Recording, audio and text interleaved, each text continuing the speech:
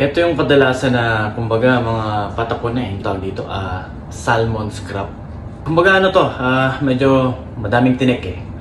Pero, pwede pa siya eh. Pwede pa siyang pakinabangan eh. May mga laman din naman eh. Kaya, tignan natin kung anong pwedeng luto ang gawin natin dito. Mantika. Prito. Prito.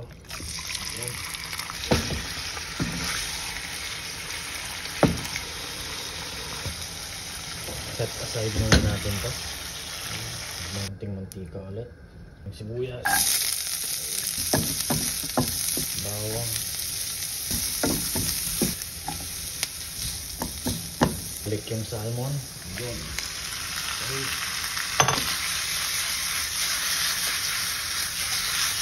Asin. Konti lang. Minta. Gata.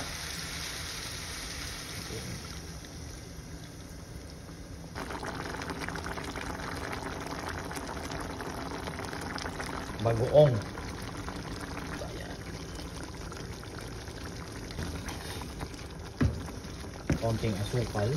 Optional to. Pwedeng hindi. Ayan.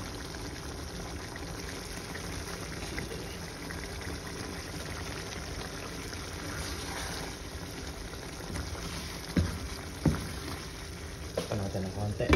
Yun.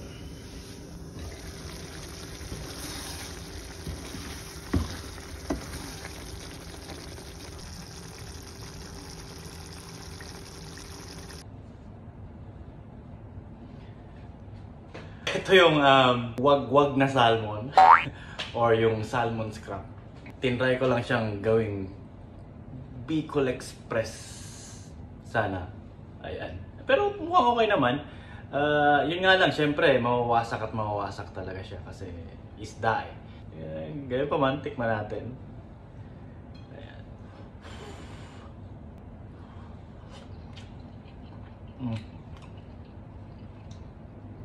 Pwede naman eh.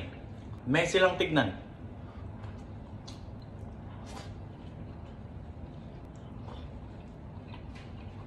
Pwede naman talaga siya actually.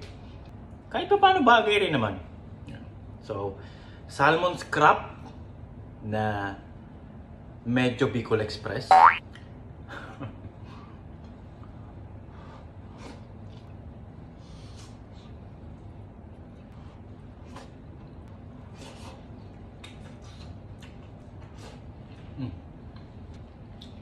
Pwede naman eh.